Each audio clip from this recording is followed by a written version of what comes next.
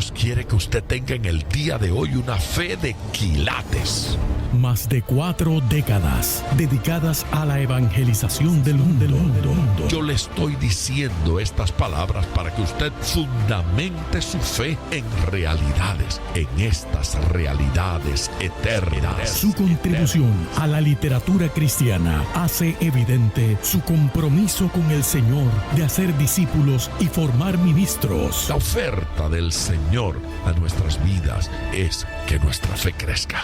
Que nuestra fe sea fortalecida. Escuchemos al doctor Díaz Pavón en Para que el mundo crea. Reciba la paz del Señor con mi salud. Cuánta alegría estar con ustedes nuevamente en Para que el mundo crea. Gracias por su amor y gracias por su fidelidad y gracias por su sintonía diaria. Y también demos gracias al Señor por esta emisora maravillosa que nos concede estar aquí de lunes a viernes, todos los días, a esta hora compartiendo con ustedes. Eso además de las redes sociales que llevan diariamente este programa en audio y video al mundo entero. Agradezco al Señor por toda la gente que nos ha estado escribiendo y nos ha estado comentando acerca de la bendición que ha representado para su vida estos programas. Si usted quiere comunicarse con nosotros, puede hacerlo directamente a través de las redes sociales o escribiendo a nuestra dirección electrónica. Mi correo electrónico es biblia@diazpavon.com. No olvide que Díaz con Z y Pavón con B de Biblia. biblia@diazpavon.com.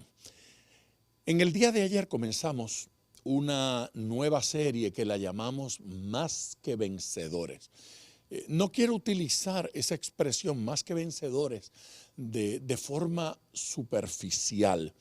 Quiero utilizarla en su debido contexto, mirando los versículos, que fue lo que comenzamos a hacer ayer y hoy vamos a continuar haciendo. ¿Qué cosa es ser más que vencedor?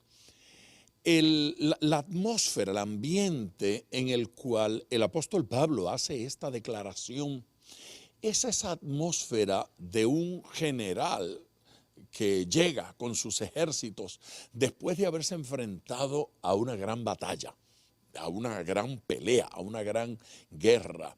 Regularmente esos generales, esos comandantes, pues los jefes del ejército, cualquiera hubiese sido la forma en que los identificaban, llegaban, hacían su entrada a la ciudad para dar testimonio de la victoria, para dar testimonio del logro alcanzado. A menudo se traían al rey de la nación vencida, a algunos soldados y los llevaban ahí por delante. Y ellos, pues con ese aire de gloria y de grandeza, le testificaban a la nación: estamos seguros, lo hemos logrado, hemos vencido. Y la fiesta era enorme, la gente celebraba. Ese es el ambiente, esa es la atmósfera de estos versículos y de esta declaración. Ayer terminamos hablando de este versículo con esa expresión que me parece maravilloso: no escatimó.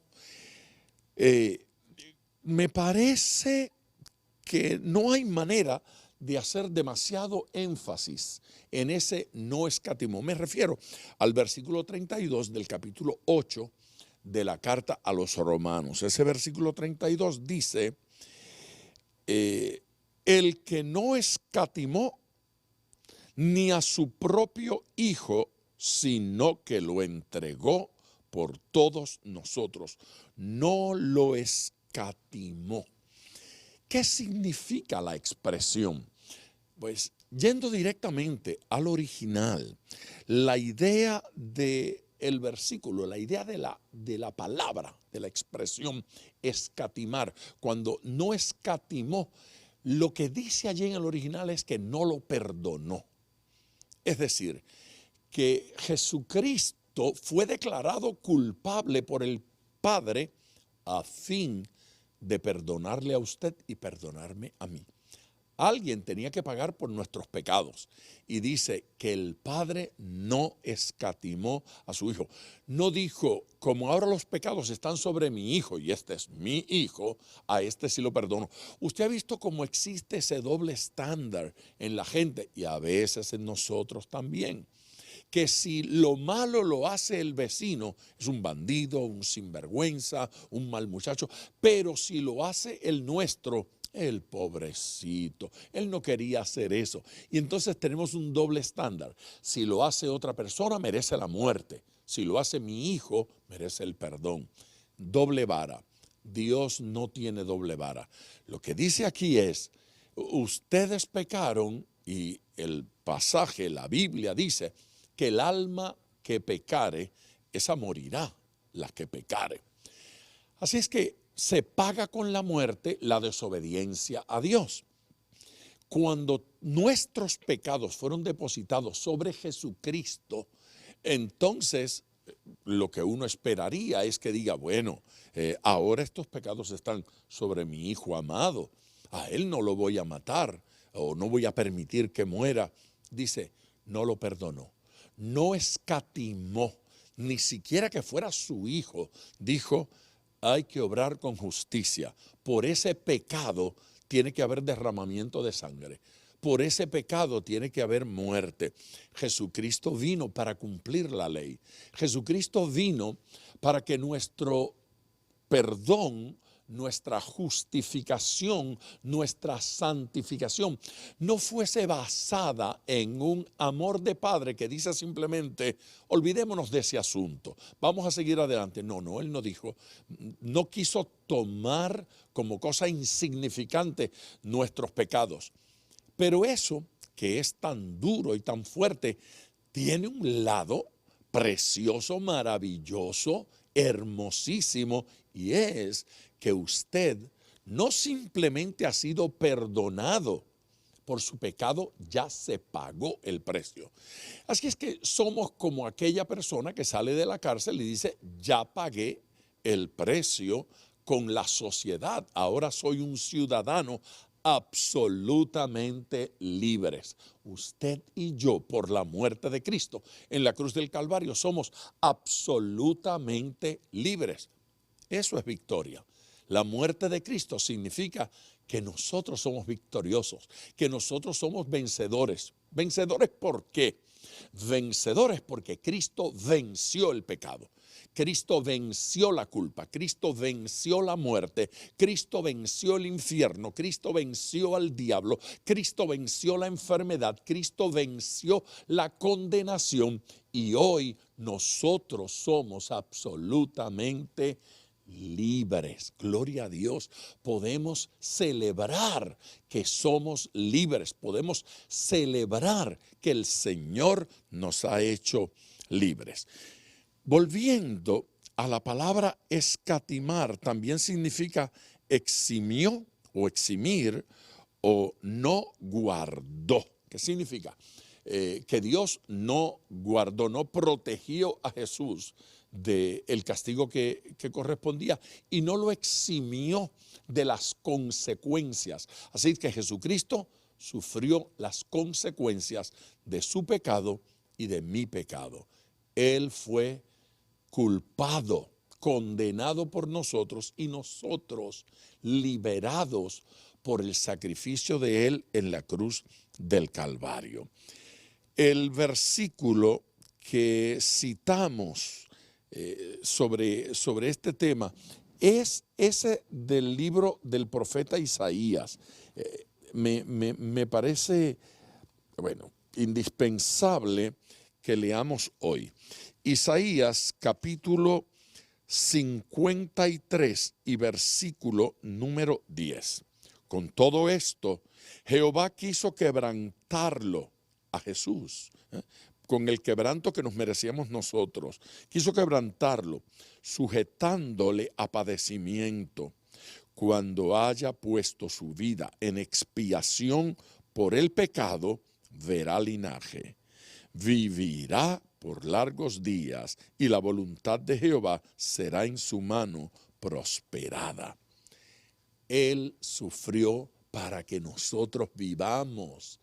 Qué pasaje tan extraordinario, qué declaración tan maravillosa. Bien, dejamos eso allí y avanzamos hacia esa entrega.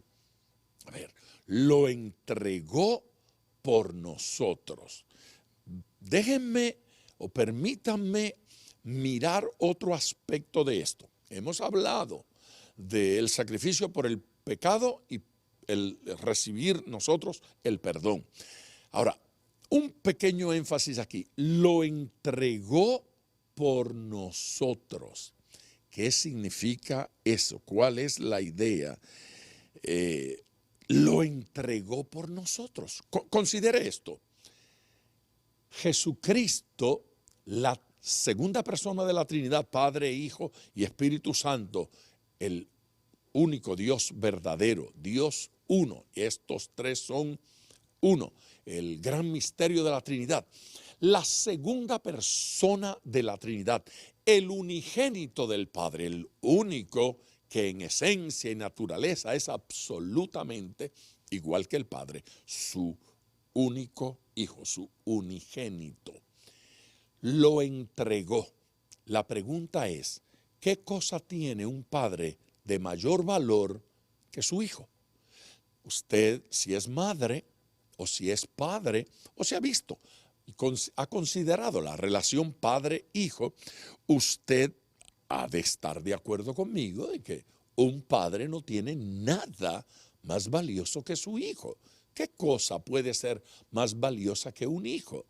No hay cosa que le pidan a un padre, a un verdadero padre, que no sacrifique por su hijo.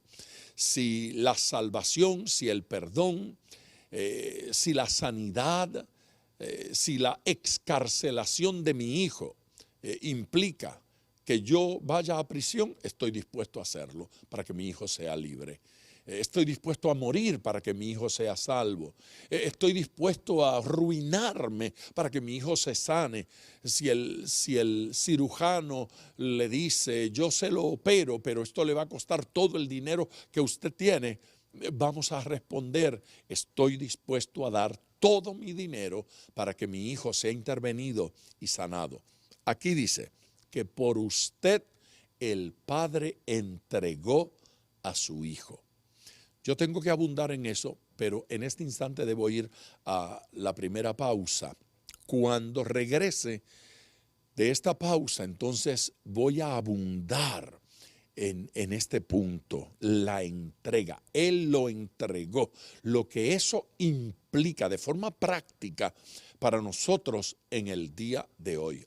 Al irme, quiero recordarles que si quiere la oración, los teléfonos en mi oficina, que está aquí a la par de esta pared que está detrás de mí, ahí están nuestras oficinas y ahí hay personal listo para atender su llamada telefónica, orar por sus peticiones, interceder por usted, pasarme esa petición para que yo siga orando por ella.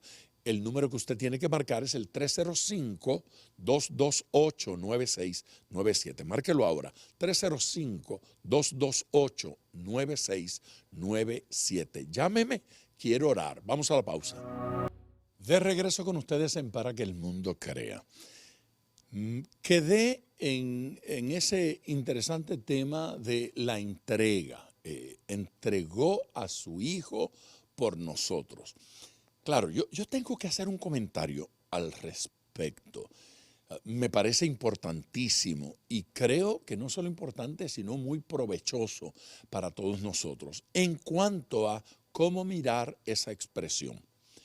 El Padre lo entregó por nosotros.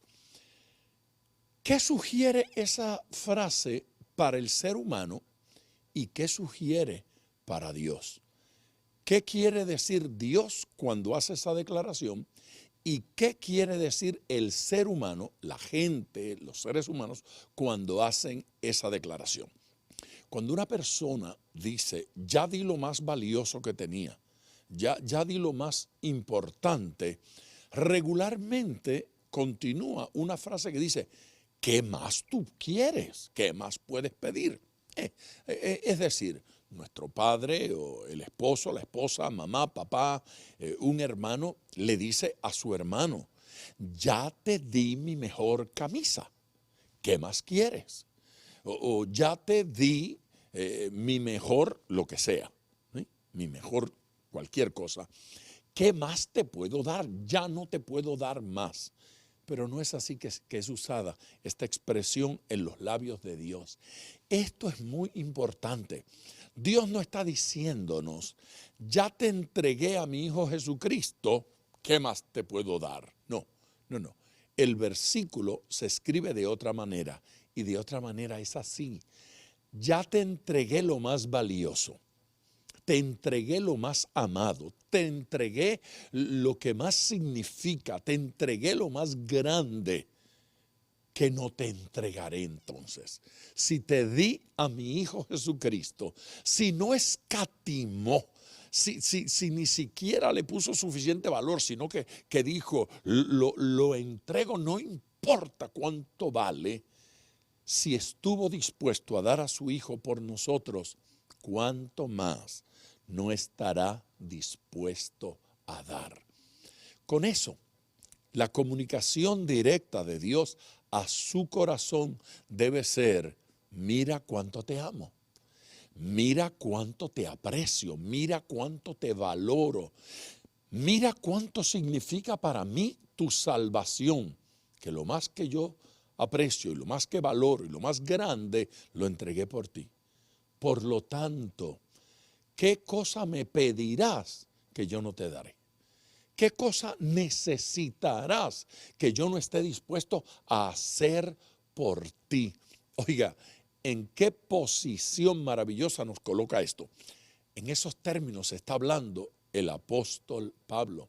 El apóstol Pablo pretende con esta expresión, más que vencedores, que sepamos que tenemos un privilegio que ningún ser, ninguna cosa creada lo tiene. Esto es una promesa que Dios no hizo al reino vegetal y no hizo a los animales en general, hizo al ser humano, hizo al hombre, hizo a los hijos de Dios. Es una promesa para aquellos que se convierten, para aquellos que entregan su vida, que rinden su corazón. Si di a mi Hijo para salvarte, ¿qué cosa necesitarás que no esté dispuesto yo a entregar por ti? Vuelvo a leer nuestro versículo y ahora me extiendo un poquito más, el 32. El que no escatimó ni a su propio Hijo, sino que lo entregó por nosotros, ¿cómo no nos dará también con él todas las cosas? ¿Cómo no nos las dará? ¿Qué cosa será tan importante?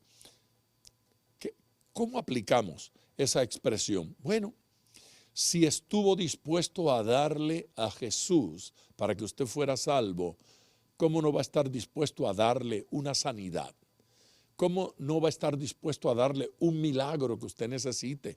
¿Cómo no va a estar dispuesto a darle, a suplir, a proveer a sus necesidades espirituales, emocionales, físicas, económicas?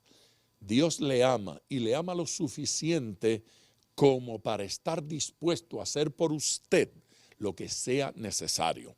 Eso sugiere una pregunta y la pregunta es, entonces, ¿por qué razón hay cosas que he pedido que Dios no me la dio? Bueno, porque esto no es simplemente una varita mágica para conseguir caprichos. Esto es una relación de amor y la relación de amor es una relación responsable. Mi hijo, por mucho que yo lo ame y por dispuesto que esté yo a darle todo lo que él necesita, hay cosas que él puede desear, querer y pedir que a mí no me va a parecer que son propias, que no es correcto, que no le conviene. Y cuando mi hijo me pide algo y yo creo que a él no le conviene, entonces no se lo doy. Mi hijo Juan Carlos, mi hijo mayor, yo tengo 3 hijos, mi mayor, cuando tenía, no sé, tal vez calculo así que serían unos 7 años de edad, un día se acercó y me dijo, papá, yo necesito que hables con mamá. ¿Y qué pasó? Me dijo, Bueno, que mamá me obliga a comer arroz, frijoles, habichuelas, ensalada. Ella me obliga a comer carne, pollo. Y tú no quieres comer esas cosas. No, ¿y qué tú quieres comer? Dijo, papá, yo quiero que hables con mamá y le digas que yo solo quiero comer helado. ¿Y por qué solo quieres comer helado? Y dijo, porque me gusta. Así es que Juan Carlos, a aquella edad, quería comer solo lo que le gustaba. No estaba interesado en lo que le aprovechaba. Así es que su petición era una petición de niño, era una petición niña, era una petición inocente, pero superficial, limitada en el entendimiento y en la sabiduría. Yo solo quiero comer helado. Si yo hubiese cumplido con la petición de mi hijo, por mucho que yo lo amaba y por mucho que yo quería bendecirlo y concederle sus deseos, esa no se la concedí. Porque si lo hubiese hecho hoy, Juan Carlos estaría muerto. No hubiese durado mucho tiempo. No convenía. Así es que hay cosas que Dios no le va a dar a usted. No porque Él no quiere y no porque no le ame, sino porque no convienen. Los nos de Dios son una expresión de amor.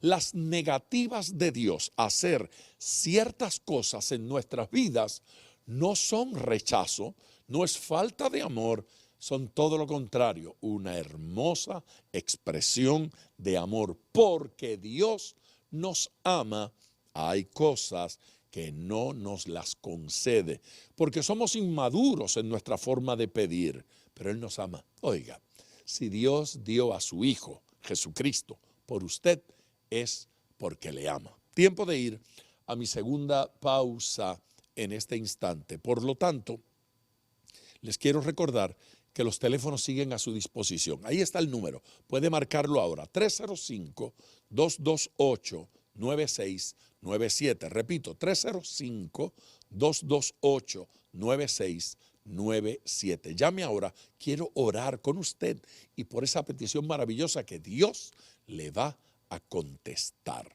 Vamos a la pausa. De regreso con ustedes en Para que el Mundo Crea. En este periodo quiero continuar con nuestro énfasis, pero quiero que leamos 2 versículos más de ese capítulo a fin de ir a nuestro próximo enfoque. A ver, me refiero a los versículos 33 y 34 y seguimos en el capítulo 8 de la carta a los Romanos. Versículo 33. ¿Quién acusará a los escogidos de Dios? Dios es el que justifica. ¿Quién es el que condenará? Cristo es el que murió, más aún el que también resucitó, el que además está a la diestra de Dios, el que también intercede por nosotros. Continúa el apóstol Pablo en su explicación de por qué somos más que vencedores. ¿En qué sentido somos esos campeones que trascienden a la victoria? Bueno, a la victoria humana, ¿verdad? Y participan de esta hermosa y maravillosa victoria que es en Cristo Jesús. ¿Quién acusará? Hay una respuesta divina en estos versículos a las acusaciones. Seres humanos, personas, circunstancias, ambientes, sociedad, cultura, puede acusar a la iglesia, puede acusar al creyente. De hecho, lo hacen. La cultura va en su proceso, la sociedad en su proceso degenerativo, cada día alejándose más de la palabra, alejándose más de los principios, esos criterios que han sido postulados a través de generaciones y que ahora, de alguna forma, nuestra sociedad se va alejando de allí. Intentan redefinir las cosas que han estado definidas a través de los años. redefinir lo que es el matrimonio. Ya el matrimonio deja de ser la unión con la bendición divina de un hombre y una mujer. Salimos de allí y la sociedad quiere redefinir eso. Quiere redefinir la relación entre padres e hijos con barbaridades como escuchar, leer de senadores que pretenden justificar el incesto y hasta aceptarlo dentro de nuestra sociedad, dentro de nuestra comunidad. Espantoso. Cosas que se consideraban ajenas, malas, de repente dejan de ser malas y comienzan a ser llamadas buenas y bonitas por nuestra sociedad. En la medida en que nuestra sociedad se deteriora, se aleja de Dios, se aleja de la palabra de Dios, se aleja de los criterios santos, entonces se torna acusativa contra la iglesia y en lugar de ver la iglesia como una ayuda, como una bendición, comienza a acusarla en su estilo. Comienzan a restar importancia a la cantidad de alcohólicos que la iglesia recibe y convierte en creyentes, en buenos ciudadanos, en padres productivos. No le hacen caso a eso ni lo enfatizan. Lo mismo con los adictos a drogas, lo mismo con el problema del divorcio, del aborto. La iglesia hace un trabajo extraordinario ministrando a gente y levantándolos, con los desanimados, los desafortunados, los deambulantes. Allí está la iglesia, bajo los puentes, dando de comer a los deambulantes, ayudando. Eso no lo mencionan. Se tornan acusativos para hablar de aquel pastor que tiene un buen auto o vive en una buena casa, porque ya usted sabe, dentro de la sociedad todo el mundo tiene derechos, pero no los cristianos, y no los pastores, sino los ministros. Aquel que es maestro de escuela, que es ingeniero, que es abogado, que es político, quien sea, que es carpintero, que es albañil, que es plomero, todo el mundo tiene derecho, puede comprar su carro, puede comprar su casa. Un pastor lo hace y comienzan las críticas. ¿Por qué? Porque allí está la acusación contra la iglesia, dañar al pueblo de Dios. Se escriben libros que son una barbaridad, libros deteriorando la imagen de Jesucristo, la imagen de Moisés, de la Biblia, de Abraham, deteriorando la imagen misma de las Escrituras, y contra esos libros no se dice nada, están muy bien, ¿sí? Son divertidos, con mucho gusto, y se hace una película del Arca de Noé y se toma ese simbolismo bíblico precioso del arco iris, que es la esperanza y la promesa de Dios de que este mundo no sería destruido con agua nunca más, y lo convierten en un emblema de pecado, en un simbolismo de pecado que se aleja totalmente del propósito con el cual Dios puso allí el hermoso arco iris. Y no deje que nadie se lo quite, siga usándolo como la Biblia enseña y diciendo lo que la Biblia dice que es, y punto. Ahora bien, mientras vivimos ese proceso de acusación contra la iglesia, ¿qué dice la Biblia? ¿Qué dice las Escrituras? Pues la Escritura pregunta que ¿quién acusará? ¿Quién va a acusar a los elegidos? ¿Quién? Me encanta el argumento porque lo que está diciendo es que no hay acusación contra los que Dios absolvió. No hay acusación contra aquellos que el Señor perdonó. Y la idea allí es que Dios los declaró inocentes. Escúchame, cristiano, no se deje impresionar por lo que el mundo diga. Dios le llamó a usted inocente. Dios lo exculpó. Dios tomó sobre su hijo la culpa suya y lo declaró totalmente inocente. Fíjese que él no dijo no culpable. Él no dijo no culpable, no, él dijo inocente, absuelto. No hay cargo en su contra. Jesucristo pagó el precio de su absolución. Así es que es como si el apóstol Pablo estuviese diciendo que vengan los acusadores, que disparen, que insulten los que acusan. ¿Qué me importa quién acusa si Cristo es el que me perdona? Si Cristo es el que justifica, si Cristo es el que me ayuda. El Calvario obró a favor suyo. El Calvario obró a su favor. No me importa quién hable en contra. En nuestro lugar y en nuestro favor, Jesucristo se manifestó desde la cruz del Calvario. ¿Quién condenará? Yo voy a abundar en esto, pero tengo que ir a la pausa ahora. El número telefónico sigue siendo 305-228-9697. Llame, comuníquese, pida la oración. Voy a la pausa. Ya en tiempo de oración, ya es el momento de orar. Yo voy a continuar mañana con este tema, capítulo 8 de Romanos, y estamos en los versículos 33 y 34. ¿Quién es el que condena? Cristo fue el que perdonó, Cristo es el que justifica, Cristo nos absolvió, Cristo le declara inocente. ¿Por qué se preocupa usted de que alguien le llame cualquier cosa y le insulte y le ataque? Jesucristo le bendice y Jesucristo le ama y Jesucristo le ayuda. Por lo tanto, si usted necesita la oración, por favor, este es el momento de comunicarse, este es el momento de llamar. El número es el 305-228-9697. Yo insisto sobre ese número. 305-228-9697.